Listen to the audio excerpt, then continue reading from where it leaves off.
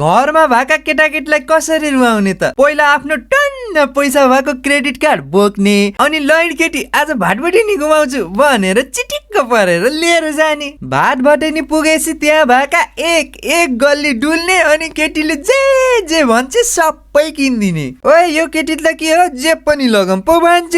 अरू जे बिर्से पनि त्यहाँ भएको बुलडग चाउचाउ चाहिँ नबिर्सिने है त। अनि ससेज लाने, स्ट्रबेरी लाने, भाभरको सबै चकलेट लिएर जाने। ए लौ न एउटा चाउचाउ मात्र किनौला भनेर आएको त यत्रो बिल पो आयो। रुँदै रुँदै गुटुङटुङ घर पुग्दा बित्तिकै यो बुलडग भन्नेलाई उमालिहाल्ने, ससेजलाई फ्राई गुटुङटुङ हान्दिहाल्ने, अनि बुलडगमा भएको जति पिरो प्वाक्कै खनाइदिने। यति गरेपछि एकन कटौरा सबैलाई झिकेर दिने। सुरुमा त गुलियो गुलियो हुन्छ, पछि त यति पिरो हुन्छ नि आफू पनि रुने, अरूलाई पनि सबैलाई रुवाउने।